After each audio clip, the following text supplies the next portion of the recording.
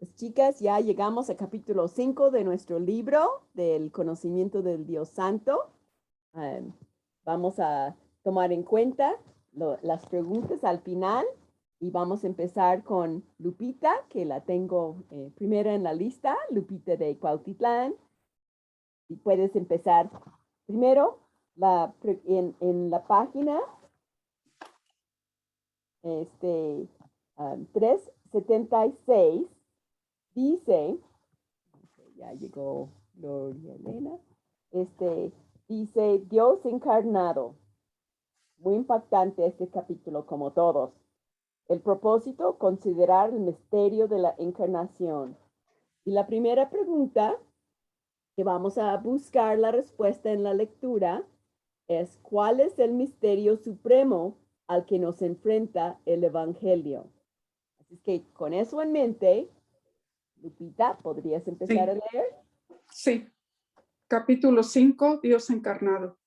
No es de sorprender que a la persona que piensa le resulta difícil creer en el Evangelio de Jesucristo, porque las realidades a que se refiere sobrepasan el entendimiento humano. Pero también resulta triste que muchas personas hagan que la fe sea más difícil de lo que debe de ser, porque encuentran dificultades donde no debería haberlas. Y subrayé lo último, encuentran dificultades en donde no deberían tenerlos, ¿no? A verlas. Vamos a continuar con Marisa. Gracias, Lupita. Hay que quitar de eso. Muy bien. Muy bien. Marisa. Sí, voy.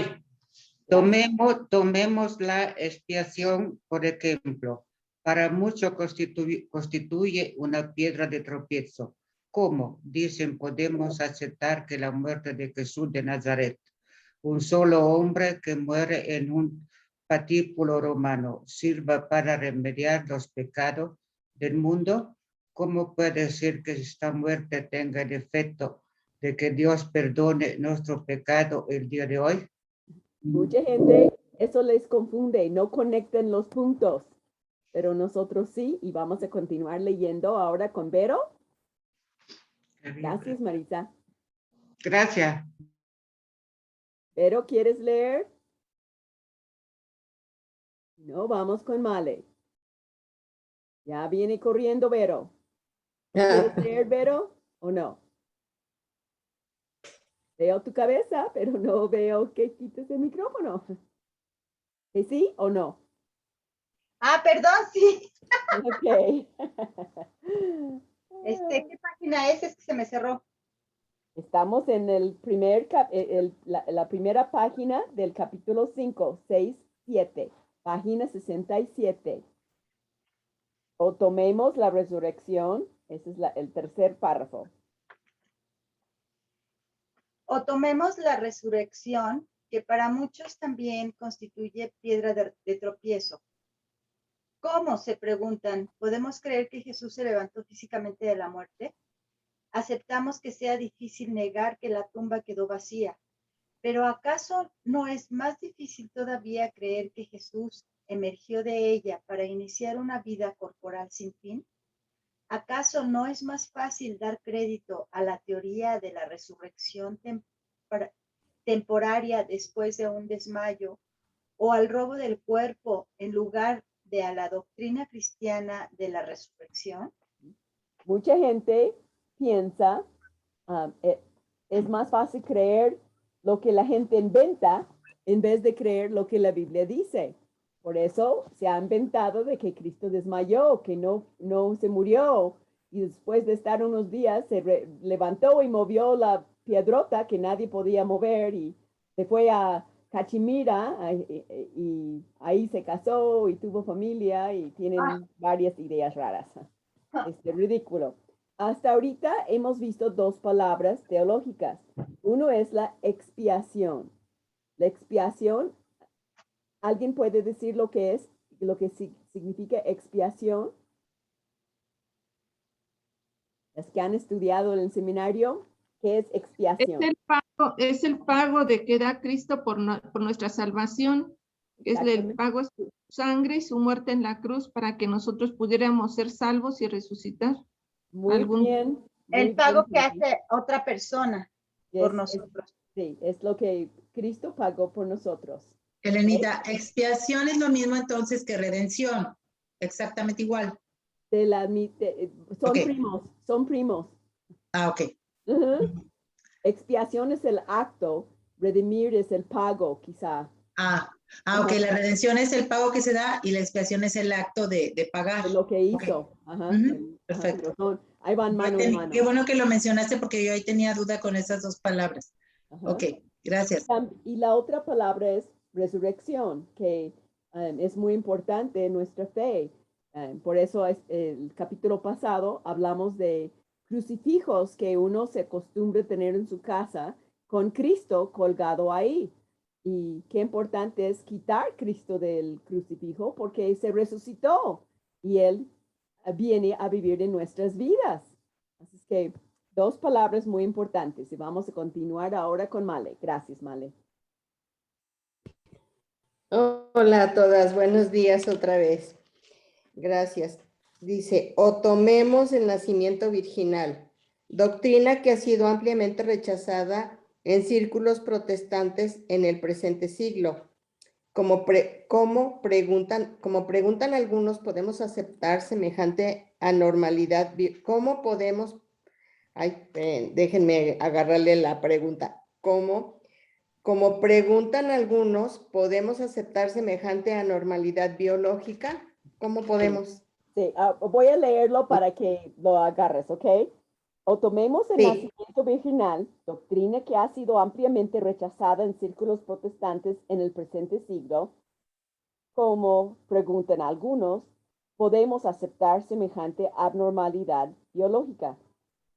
Eso es lo que están preguntando. ¿Cómo podemos creer que Cristo nació de una virgen? Sí, exacto. Ok, adelante, Maggie. Gracias. Gracias.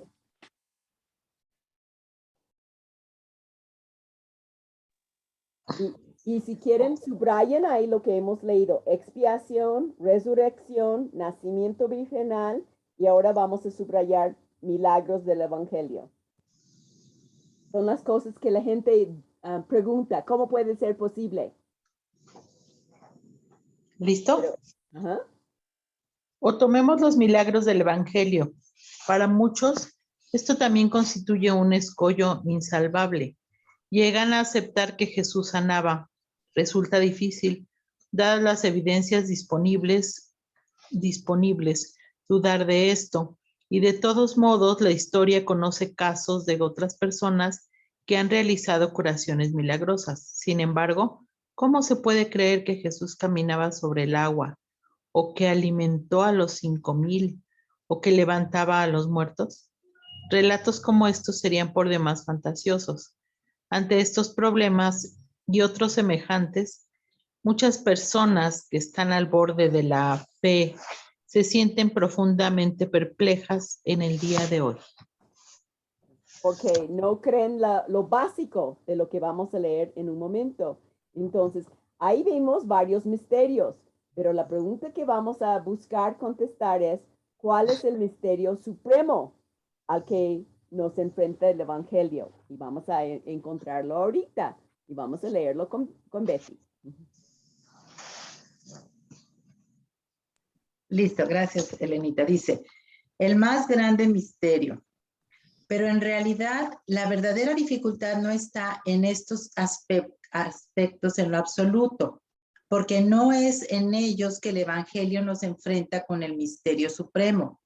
La dificultad radica no en el mensaje de expiación del Viernes Santo, ni en el mensaje de la resurrección de la Pascua, sino en el mensaje de la encarnación de la Navidad.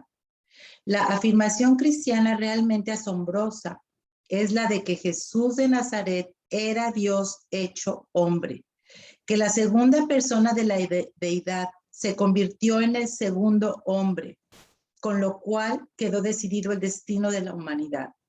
La segunda cabeza representativa de la raza que adoptó la humanidad sin perder la deidad, de modo que Jesús de Nazaret era tan completa y realmente divino como humano. Ujú. Y aquí se responde la primera pregunta, ¿verdad? Ujú. Y en 1 de Corintios 15, 47 dice, el primer hombre es de la tierra, terrenal. El segundo hombre, que es el Señor, es del cielo. Dios hecho hombre es esa, el mensaje de la encarnación de la Navidad y lo que es el misterio supremo, lo que estamos buscando contestar. Ujú. Todo podemos creer si creemos que Dios se hizo hombre. Hay milagros, sí. Dios se hizo hombre. Él puede hacer lo que quiere. Es Dios. Él puede sanar. Pues Dios se hizo hombre, ¿no? Ujú. Entonces pongan un número 1 al lado de ese párrafo y subrayan, no es en ellos que el Evangelio nos enfrenta con el misterio supremo. Y vamos a subrayar, sino en el mensaje de la encarnación de la Navidad. Y la siguiente línea, Dios hecho hombre. Y lo último, Jesús de Nazaret era tan completa y realmente divino como humano. Ese es el misterio más grande. Y en la página 377, al lado de la pregunta número 1, pongan el número 68 para que recuerden en qué página se encuentra la respuesta. Así, si vuelves a leer este libro con alguien más, va a ser más fácil llevarles a contestar la pregunta. Y es mi deseo que los libros que hemos leído, que tú acojas una hermana que no lo ha leído para volver a leerlo juntas. Van a aprender mucho más haciéndolo la segunda vez. Ahora, vamos a continuar leyendo porque aún hay más de la respuesta ahí. Carolina, ¿quieres leer? Sí, Elenita. He aquí dos misterios al precio de uno. Solo la pluralidad de personas dentro de la unidad de Dios y la unión de la deidad y la humanidad en la persona de Jesús. Es aquí en lo que aconteció en esa primera Navidad, donde yacen las profundidades más grandes y más inescrutables de la revelación cristiana. El Verbo fue hecho carne. Juan 1:14. Dios se hizo hombre, el Hijo Divino se hizo judío y el Todopoderoso apareció en la tierra en forma de un niño indefenso, incapaz de hacer otra cosa que estar acostado en una cuna mirando sin comprender, haciendo los movimientos y ruidos y característicos de un bebé necesitado de alimento y de toda la atención del caso, teniendo que aprender a hablar como cualquier otro niño. Y en todo esto no hubo ilusión ni engaño, en absoluto. La infancia del Hijo de Dios fue una absoluta realidad. Cuanto más se piensa todo esto, tanto más asombroso resulta. La ficción no podía ofrecernos algo tan fantástico como lo es la doctrina de la encarnación. Gracias. Y vamos a subrayar y sigue contestando la pregunta 1 porque lo explica más. De el misterio dice que tiene al precio de uno solo, ¿no? Hay dos misterios al precio de uno solo. Y esos dos misterios quiero que subrayan. Uno, la pluralidad de las personas dentro de la unidad de Dios y la unión de la deidad y la humanidad en la persona de Jesús. Uno es la Trinidad. Ese es un misterio. Hasta hoy en día lo puedes entender completamente. Con nuestra mente limitada es imposible entender nuestro Dios infinito. Algo de idea tenemos, pero hasta ahí. Y la segunda, Dios que se hizo hombre. Y subrayé las profundidades más grandes y más inescrutables de la revelación cristiana. Esos son las profundidades de que Dios se hizo hombre y que existe en tres personas la divinidad. El Verbo fue hecho carne, Dios mismo. Y en la página 69 subrayé que tanto más asombroso resulta. Todo eso es asombroso y debe de dejarnos así con ese asombro en nuestras almas.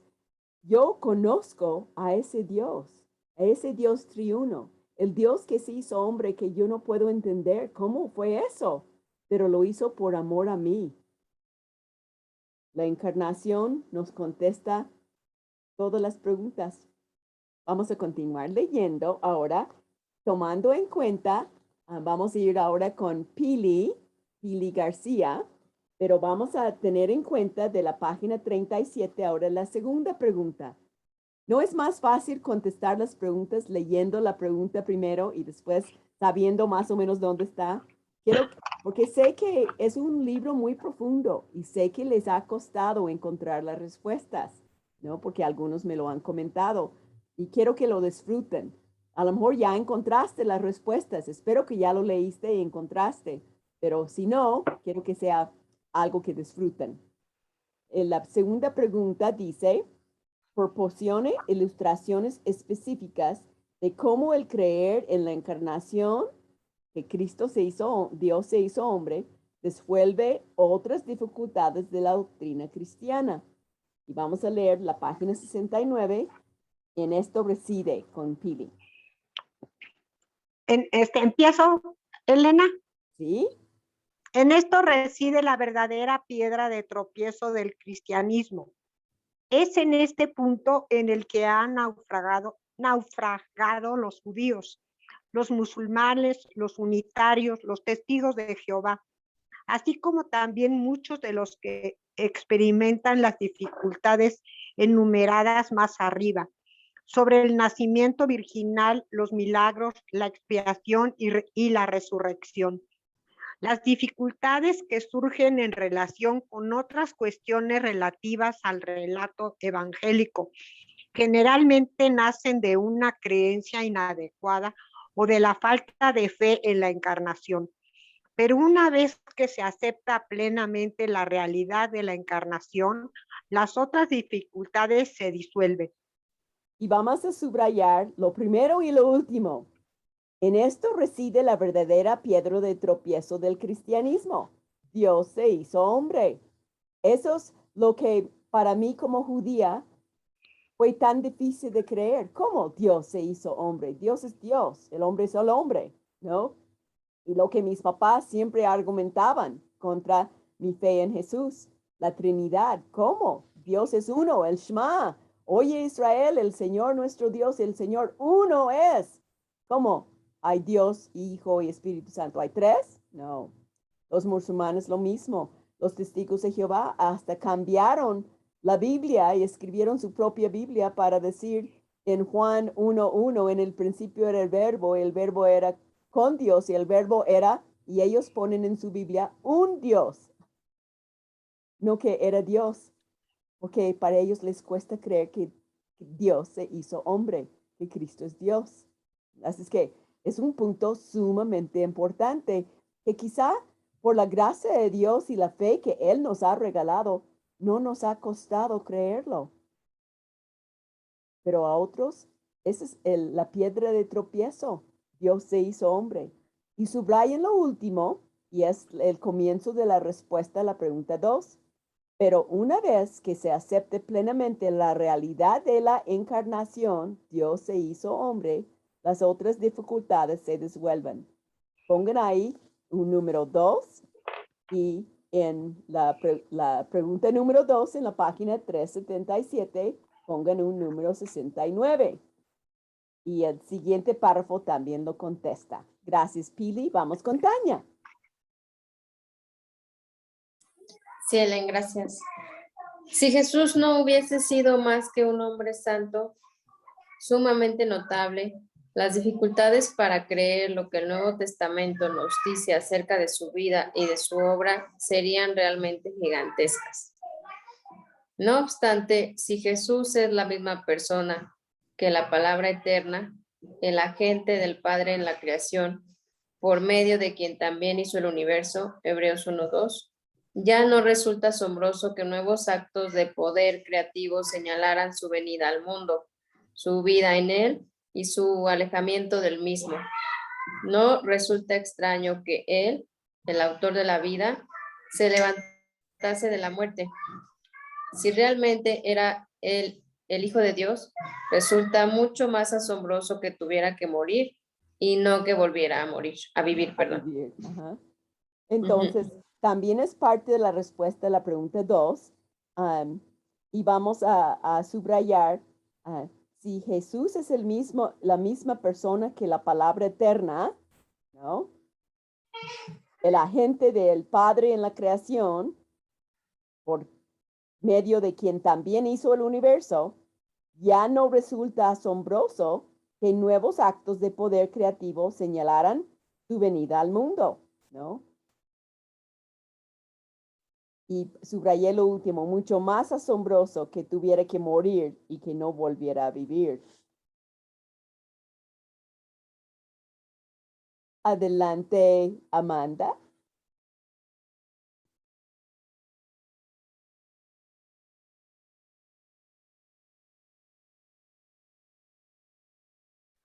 ¿Me escuchan? Sí. Ok. Ay, me tocó. Ay, ¿dónde está? Lo último de página 69. En todo, ¿Es todo? es todo un misterio que el inmortal muriese, escribió Wesley, pero en la resurrección del inmortal ya no hay misterio comparable. Y si el mortal Hijo de Dios realmente se sometió a la muerte, no es extraño que semejante muerte pueda tener significación salvadora para una raza condenada. Una vez que aceptamos que Jesús era divino, se toma irrazonable descubrir dificultad en estas cosas. Es todo parte de una misma entidad, forma parte de una sola unidad.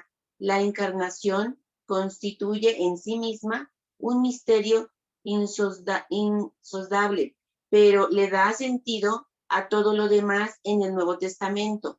Gracias. Y ahí también contesta la pregunta 2 y subrayan, una vez que aceptamos que Jesús era divino, Dios, se hizo hombre, se torna irrazonable descubrir dificultad en estas cosas, ¿no?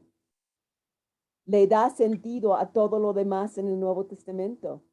Si Dios es el Todopoderoso, el Omnisciente, el Omnipotente, el todo de todo, y Él se hace hombre, ese hombre es Dios caminando con nosotros, y Él puede sanar, y Él puede nacer de una virgen, porque Él es Dios. Él puede hacer todo lo que le cuesta a la gente creer. Así es que cuando estamos compartiendo el Evangelio, es muy importante enfatizar ese punto. Dios se hizo hombre. Porque si creen eso, todo lo demás pueden creer, porque Él es Dios. Así como el autor empieza diciendo al principio, cuestionen eso, cuestionen si resucitó, cuestionen si sanó, cuestionen. Pero si creen que Dios hizo hombre, no tienen que cuestionar lo demás. Que eso es lo que le da la pauta de creer lo que Él hizo. Vamos a continuar leyendo quién es este niño con ahora Adi. Dice, ¿quién es este niño? Los evangelios de Marcos y Lucas nos dicen en forma bastante detallada cómo vino a este mundo el Hijo de Dios. Nació afuera de una pequeña posada en una oscura villa judaica en la época del Gran Imperio Romano. En general, tendemos a embellecer el relato cuando lo contamos Navidad tras Navidad, cuando en realidad es más bien un relato brutal y cruel. La razón por la cual Jesús no nació en la posada es que estaba llena y nadie le ofreció una cama a la mujer que estaba por dar a luz, por lo cual tuvo que tener su bebé en el establo y colocarlo en el pesebre. El relato es desapasionado y no lleva comentario, pero el lector atento no puede menos que temblar ante el cuadro de degradación e insensibilidad que se nos pinta. Gracias, Adi. Vamos a saltar a María Luisa, que tiene tos, y le toca a Ale.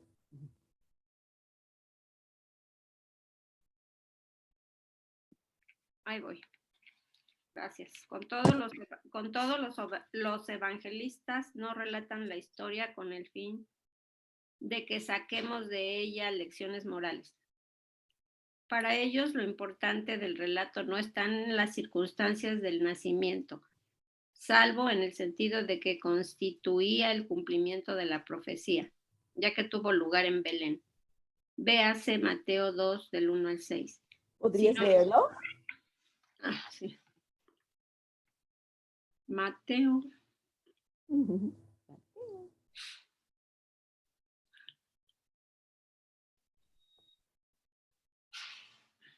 Ahí voy.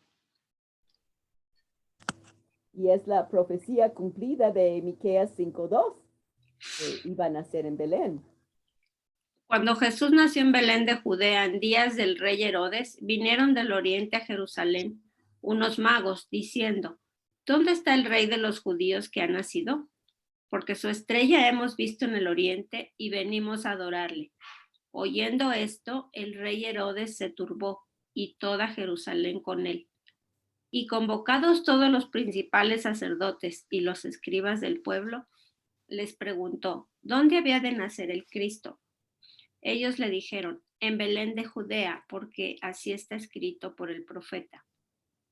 Y tú, Belén de la tierra de Judá, no eres la más pequeña entre los príncipes de Judá, porque de ti saldrá un guiador que apacentará a mi pueblo Israel. Eso fue el cumplimiento. Sino más bien en la identidad del niño. En relación con esto, el Nuevo Testamento afirma dos cosas. Nosotros ya las hemos indicado. Considerémoslas ahora en mayor detalle. Ok, ahora vamos a continuar con Mica. Y antes voy a leer la pregunta 3 porque vamos a buscar la respuesta. En la página 377, la pregunta 3 dice, el niño que nació en Belén era Dios. ¿En qué forma el apóstol Juan estructura el prólogo a su evangelio de modo que queda claro lo que significa el título Hijo de Dios? ¿Cuáles 7 cosas nos dice acerca del verbo que se hizo carne?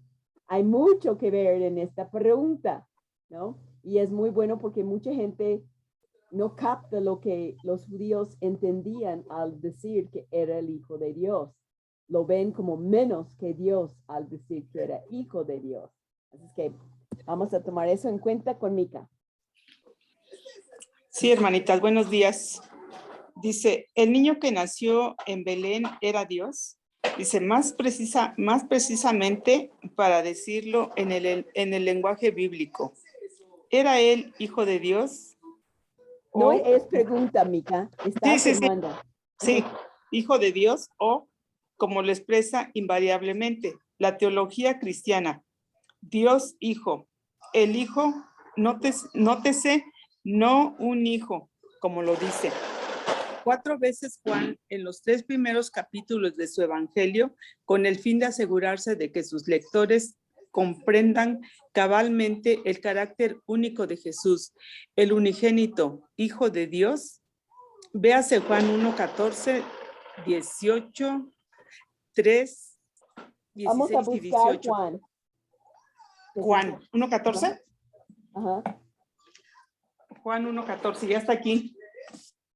Dice, y en aquel verbo fue hecho carne y habitó entre nosotros y vimos su gloria, gloria como la del unigénito del Padre, lleno de gracia y de verdad.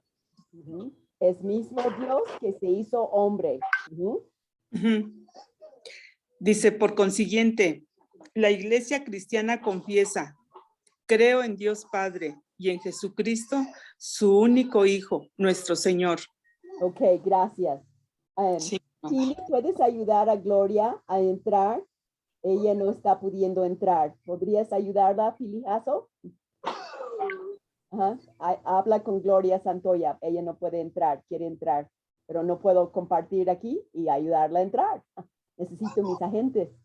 Ahorita le llamo. Gracias. Elenita. Mande. Perdón, ¿no había que leer Juan 1, No, quería leer uno de los versículos, ¿ok? nada más uno. Ok. Gracias, chicas, que me quieren recordar, pero sí supe que no leyó los demás. Pero la idea era enfatizar que Dios se hizo hombre, lo que todos los demás versículos están diciendo, ¿no? Que Él es el único hijo. Quisiera que notaran aquí en este párrafo que dice el hijo, el niño que nació en Belén, no un hijo, como cualquier. Subrayen el hijo, nótese, no un hijo. Eso es lo que los testigos han hecho en cambiar su Biblia a decir que Cristo era un Dios, no nada más el Dios. Y subrayen en la página 71, unigénito Hijo de Dios. Y eso es lo que dicen los demás versículos, ¿ok? Vamos a continuar ahora con Tere. Y puedes leer el siguiente párrafo. Elenita, no, perdón que te interrumpa. ¿No se empieza aquí a contestar la pregunta 3 con lo que dice que como lo dice 4 veces Juan en los 3 primeros capítulos de su evangelio con el fin de asegurarse de que sus lectores comprendan cabalmente el carácter único de Dios? Empieza a contestar. Empieza, ¿verdad? La primera parte. Tengo el 3 más abajo, pero sí podrían poner un 3 ahí también. Y en la página 377, poner ahí en la página 77 a 70 a 71. Ok, gracias. Gracias, Elenita. O 73 realmente, porque va por muchas páginas contestando esa pregunta. Gracias. Los apologistas cristianos a veces hablan como si la afirmación de que Jesús es el unigénito Hijo de Dios fuese la respuesta completa y definitiva a todos los interrogantes relativos a su identidad. Pero no puede serlo, porque la frase misma da lugar a otros interrogantes y a su vez se presta fácilmente a confusiones. Significa la aseveración de que Jesús es el Hijo de Dios, que en realidad ¿hay 2 dioses? ¿Es entonces el cristianismo una religión politeísta, como sostienen tanto los judíos como los maometanos? Implica la frase Hijo de Dios que Jesús, si bien ocupa un lugar aparte entre los seres creados, no era en sí mismo divino en el mismo sentido en que lo es el Padre. En la iglesia primitiva, los arrianos sostenían una doctrina y en los tiempos modernos la han adoptado los unitarios, los testigos de Jehová, los cristadelfos y otros. ¿Tienen razón? ¿Qué quiere decir la Biblia realmente cuando llama Hijo de Dios a Jesús? Así es que vamos a saberlo en un momento. A ver, Rosaría no tiene micrófono, así es que vamos a ir con Maggie. ¿Estás ahí, Maggie? No te veo.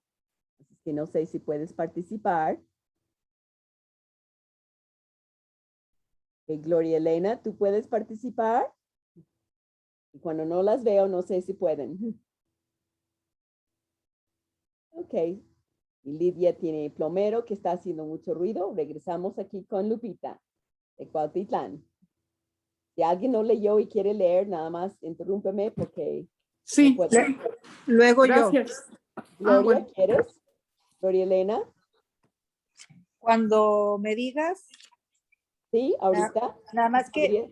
Sí, nada más que déjame irme por mis lentes porque ya estoy aquí lista, pero no traigo el lente. Ok, vamos a seguir leyendo. Tú tráelos y vamos con Lupita. Ya, Elenita, gracias. Okay.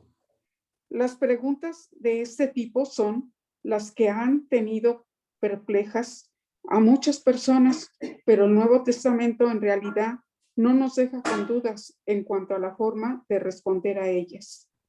En principio, el apóstol Juan hizo todas estas preguntas y las resolvió en conjunto en el prólogo a su evangelio. Escribía, según parece, para lectores de extracción tanto judía como griega, conforme a lo que él mismo nos dice escribió, a fin de que creáis que Jesús es el Hijo de Dios y para que creyendo tengáis vida en su nombre. Juan 20:31. En su evangelio nos presenta a Jesús como el Hijo de Dios. Y ahí es donde yo puse la pregunta número 3, que realmente es más concreta en la respuesta.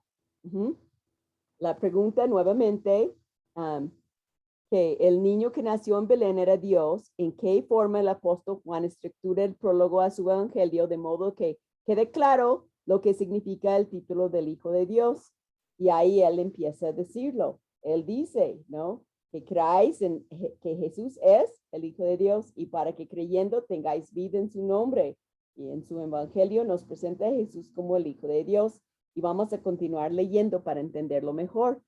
A ver, Gloria Elena, ¿ya regresaste con lentes? ¿Quieres leer? Ok. Sí, lista.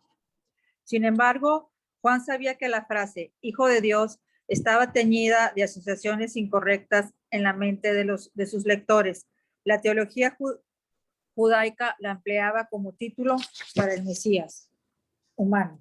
¿Qué esperaban? La mitología griega mencionaba muchos hijos de los dioses, superhombres nacidos de la unión entre un dios y una mujer. En ninguno de estos casos, no obstante, tenía la frase de referencia el sentido de deidad personal. Antes bien, en ambos casos, está excluido dicho sentido. Juan quería estar seguro de que cuando escribía acerca de Jesús como el Hijo de Dios, no habría de ser entendido mal. Es decir, que no se iban a tomar sus palabras en sentido griego y judío que acabábamos de mencionar. Y deseaba dejar claramente establecido desde el comienzo que el carácter del Hijo de Jesús se arrogaba y que le atribuían los cristianos era precisamente cuestión de deidad personal y nada inferior a eso. De allí su famoso prólogo, Juan 1, del 1 al 18. La Iglesia de Inglaterra lo lee todos los años como el Evangelio para el día de la Navidad y con toda razón. En ninguna otra parte del Nuevo Testamento se explica con tal claridad la naturaleza y el significado del carácter filial divino de Jesús. Muchas gracias. Y aquí hay un párrafo lleno de muchas respuestas. Así que en la página 71, la última línea dice, la teología judaica la empleaba como título para el Mesías. O sea, cuando los judíos lo escuchaban, sabía que Hijo de Dios se refería al Mesías, ¿no? El que salvaba. Los griegos tenían otros diositos que pensaban que el Hijo de Dios era de un Dios que tuvo relaciones con una persona humana. Y el verdadero significado del Hijo de Dios se encuentra a la mitad de ese párrafo cuando dice que Juan deseaba, y subraya eso, Juan deseaba dejar claramente establecido desde el comienzo que el carácter del Hijo que Jesús se arrogaba, que se le atribuían los cristianos, era precisamente cuestión de edad personal y nada inferior a eso. Subrayenlo y pongan la 3. Por eso, vamos a leer otra vez Juan 1 al 18. Y vamos a leerlo con Maritza. Juan 1 al 18. Y vamos a buscar lo que él está diciendo para afirmar que el Hijo de Dios es el mismo Dios hecho carne. Pues búscalo, Marisita, tú todo quieres. Ay, doñetita. Ahí tiene la Biblia. Ya voy. Ya va. 1:18. No. Juan capítulo 1, versículo 1 al versículo 18, con amor. Yo lo tengo. Aquí, No, aquí. pero déjenla. A ver, del 1 al 18. Sí, que del capítulo 1. Gracias, Marisa. 1, empiezo del 1. Ajá. En el principio era el verbo era con Dios, el verbo era Dios. Este era el principio con Dios. Todas las cosas por él fueron hechas y sin él nada de lo que ha sido hecho fue hecho. En él estaba la vida y la vida era la luz de los hombres. Y la luz y la tiniebla resplandece, las tinieblas no prevalecieron contra ella. Hubo un hombre enviado de Dios, el cual se llamaba Juan. Este vino por testimonio para que diese testimonio de la luz, a fin de que todos creyesen en él. No era él la luz, sino para que diese testimonio de la luz. Aquella luz verdadera que alumbra a todo hombre venía a este mundo. En el mundo estaba, por él fue hecho, pero el mundo no lo conoció. A lo suyo vino, a lo suyo no lo recibieron. Mas a todo lo que lo recibieron, a los que creen en su nombre, le dio potestad de ser hecho hijo de Dios, los cuales no son engendrados de sangre ni de voluntad de carne, ni de voluntad de varón, sino de Dios. Aquel verbo fue hecho carne y habitó entre nosotros, y vimos su gloria, gloria del unigénito del Padre, lleno de gracia y de verdad. Juan dio testimonio de él y clamó diciendo, este es de que yo decía, el que viene después de mí es antes de mí porque era primero que yo. Porque de su plenitud tomamos todo, y gracia sobre gracia. Pues la ley por medio de Moisés fue dada, pero la gracia y la verdad vinieron por medio de Jesucristo. A Dios nadie le envió jamás el unigénito Hijo que está en el cielo del Padre, él ha dado a conocer. Muchas gracias, Maritza. Muy bien. Qué linda porción de la Biblia y cómo lo explica, que es el Hijo de Dios es el mismo Dios encarnado. No lo podemos tomar de otra manera. No es menos que Dios. Es la deidad en un ser humano. Qué lindo, ¿no? Entonces, sigue diciendo, ahí véase la forma cuidadosa y concluyente en el que Juan expone su tema. Y vamos a seguir leyendo con Vero en el término, en página 72, el término.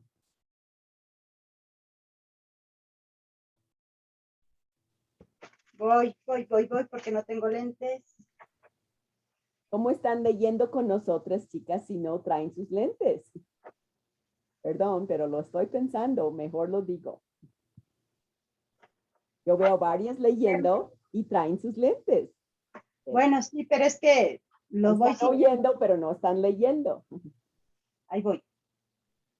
El término hijo no aparece para nada en las primeras frases.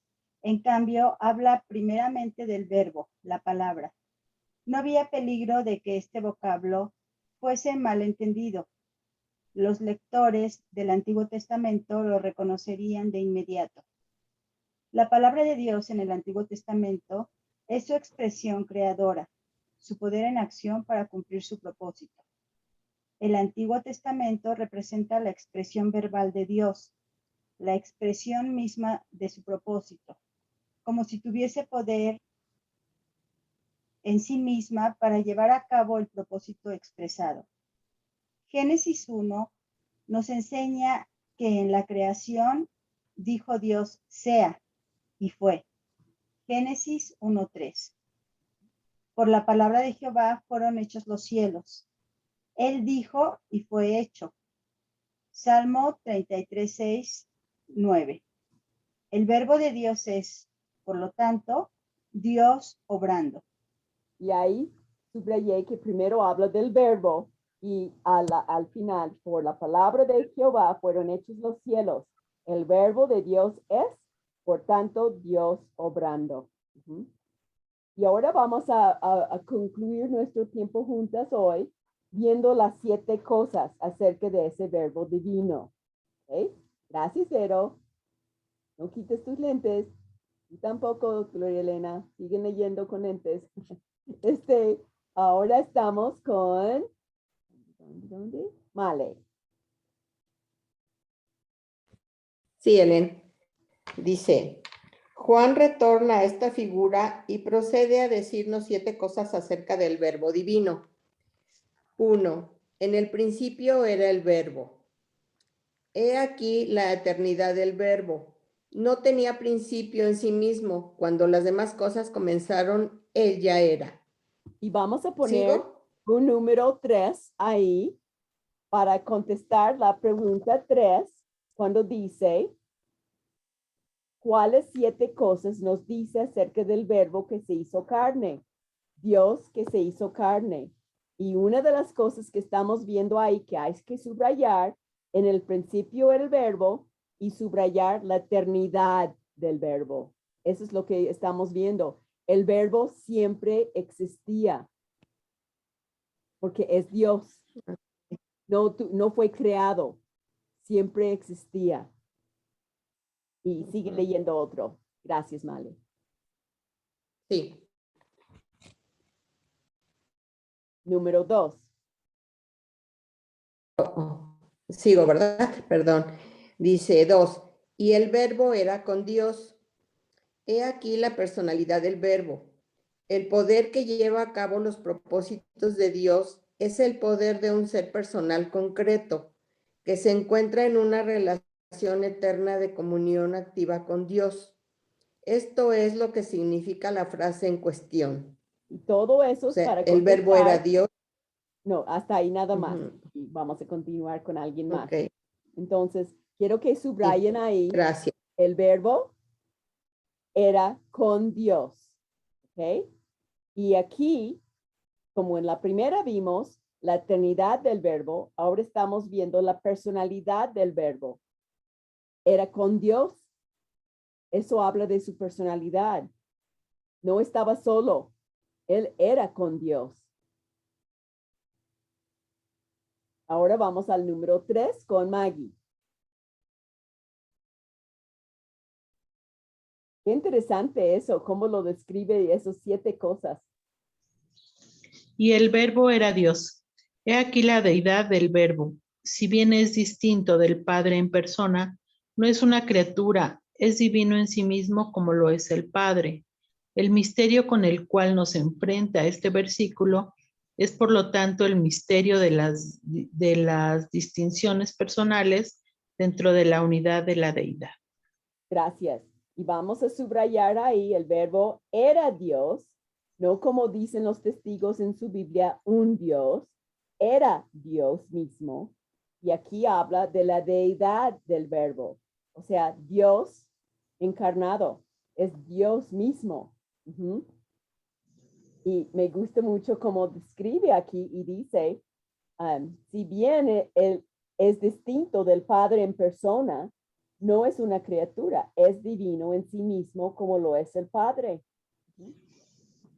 Y si lo puedes entender, sabes más que yo. Es que son misterios. Sabemos que es cierto, Padre, Hijo y Espíritu Santo, pero son distintos en funciones. Y algún día lo vamos a comprender en su totalidad, estando con él cara a cara. Okay. Vamos leyendo con Betty.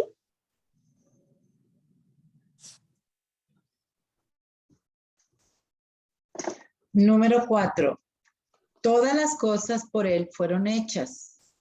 He aquí el verbo en función creadora. Es el agente del Padre en todo acto creador que éste haya realizado jamás. Todo lo que ha sido hecho por medio de él. Aquí, incidentalmente, tenemos pruebas adicionales de que el hacedor no pertenece a la clase de las cosas creadas, como tampoco el Padre. Gracias. Y ahí vamos a subrayar, todas las cosas por él fueron hechas. Está hablando acerca del verbo en función creadora. Lo que hace, todo fue hecho por medio de él.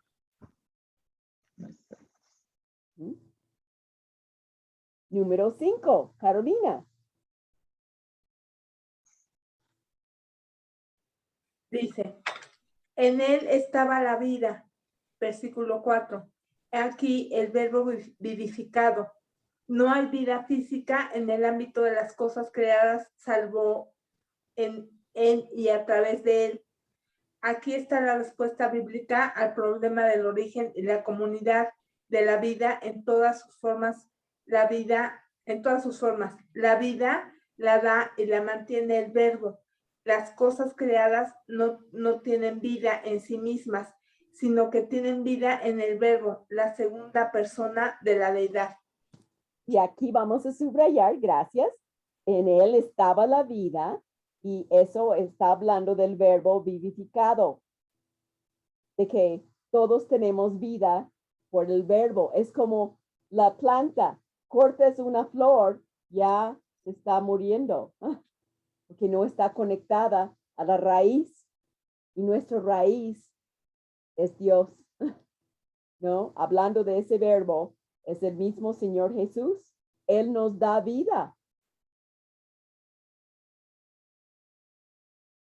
Por eso en Colosenses 2:10 dice que estamos completos cuando estamos en Cristo. Él pone énfasis en eso. De Él recibimos esa vida. Número 6. ¿Pili? Pilar García. Acá estoy. Ok, número 6. Y la vida era la luz de los hombres. He aquí el verbo en función reveladora. Al dar vida, da también luz. Vale decir que todo hombre recibe revelaciones de Dios por el hecho de estar vivo en el mundo de Dios. Y esto, tanto como el hecho de que está vivo, se debe a la obra del verbo. Gracias. Y ahí vamos a subrayar. Y la vida era la luz de los hombres. Y eso habla del verbo en función reveladora. Él nos muestra, Él nos hace entender. Y entonces vimos el verbo en su eternidad, su personalidad, su deidad, su función creadora, vivificándonos, revelándonos y en último lugar, número 7. Amanda.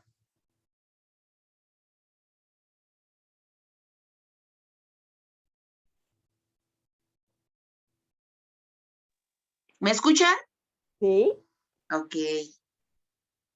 7. Y aquel verbo fue hecho carne. He aquí el verbo encarnado. El niño en el pesebre de Belén era nada menos que el verbo eterno de Dios. Y vamos a subrayar, verbo fue hecho carne, y eso habla del verbo encarnado, Dios que se hace hombre. ¿Podrías leer el otro párrafo también, Amanda? Claro que sí. Y todo eso contesta la pregunta 3, ¿ok? Y vamos a concluir con los párrafos de la 74 ahí.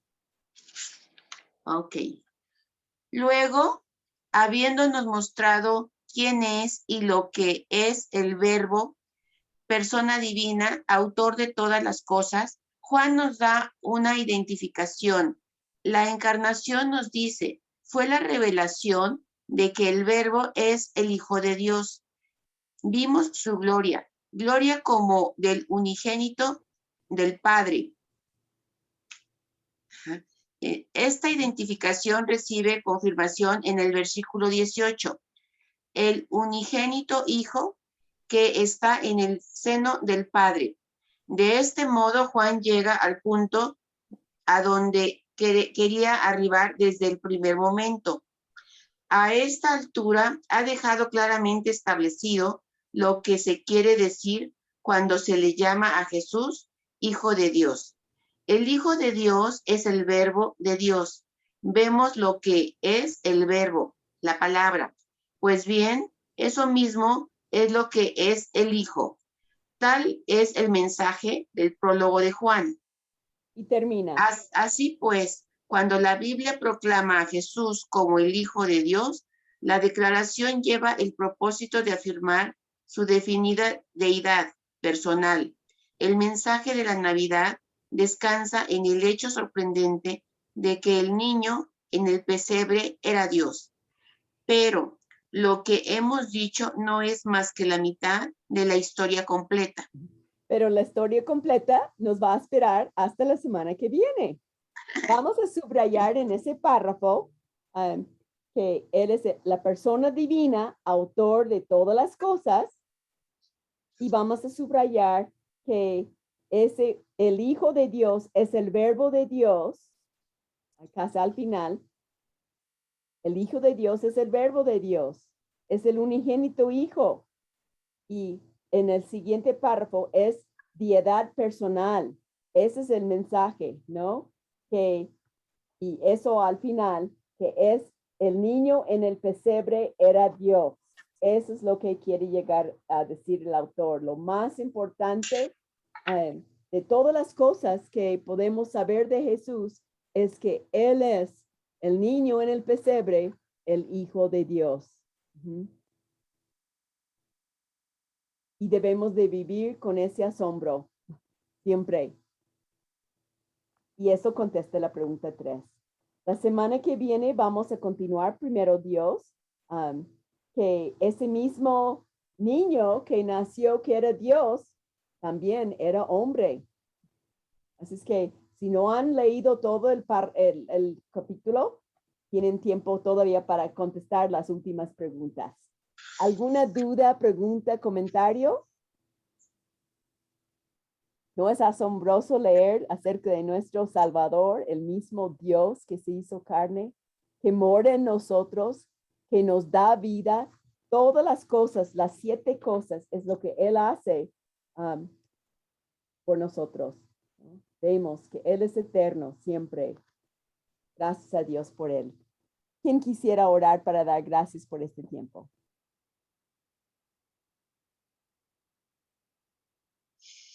Yo, hermana.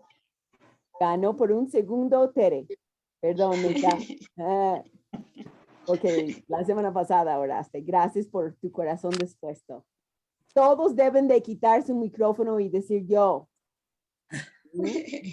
Ok, vamos a orar con Tere.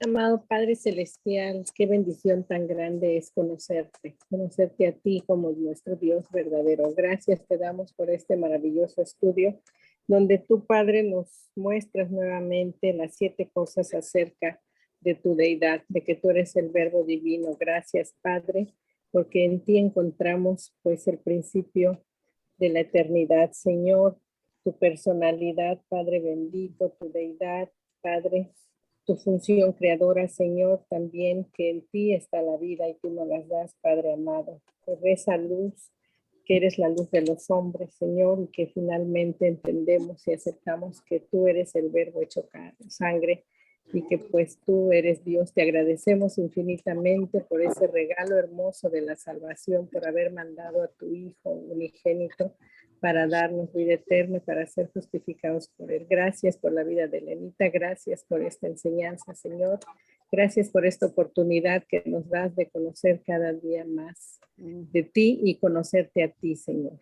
Bendice a cada una de mis hermanitas de este grupo que estamos aquí presentes, a las ausentes, Señor, y suple todas las necesidades de sus corazones y todas las cosas que ellas necesitan, pues llevar a tus pies. Gracias te damos en el nombre de Jesucristo, nuestro amado Señor y Salvador. Amén. Amén.